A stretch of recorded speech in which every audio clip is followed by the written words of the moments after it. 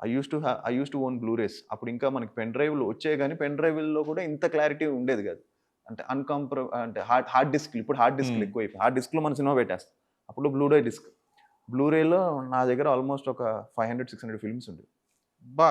ఇంకా ఇంకా ఉంది. మా డ్యాడీ వాళ్ళ ఇంట్లో హోమ్ థియేటర్‌లో యాజ్ ఇట్ ఈజ్ ఒక 600 బ్లూరేస్ అలా పెట్టున్నా. అలా అన్నీ ఉన్నాయి. అవన్నీ okay. Old films, international films అని అన్నీ క్లాసిక్స్ అలాంటి ఫిల్మ్స్ అన్నీ ఆ బ్లూరే నాకు చాలా ఇష్టం. ఒరిజినల్ బ్లూరే కొనేవారా? లేదంటే ఒరిజినల్ పైరేటెడా? బ్లూరే కొనేవాడిని. ఓకే. ఒరిజినల్ బ్లూరే 1200, 1000 అలా కలెక్షన్ నాకు మా డ్యాడీ వాళ్ళ ఊర్లలోనే తీసుకొచ్చేవాళ్ళు. ఒకటి నేను అడిగేవాడిని నాకొక బ్లూరే సినిమా తీసుకురా అని. అలా కలెక్ట్ చేశా. తర్వాత అందులో కూడా బ్లూరేలో కూడా కొంచెం తక్కువకొచ్చేసేది.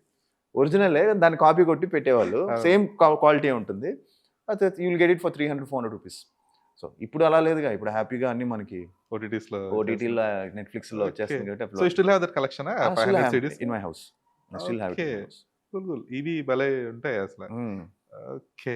సో అంటే అంటే ఏదో not something you need to answer or something. కాకపోతే ఇప్పుడు అంటే మనం అప్పటిదాకా సౌత్‌లోను ఇండియన్ మూవీస్ అవి చూస్తున్నప్పుడు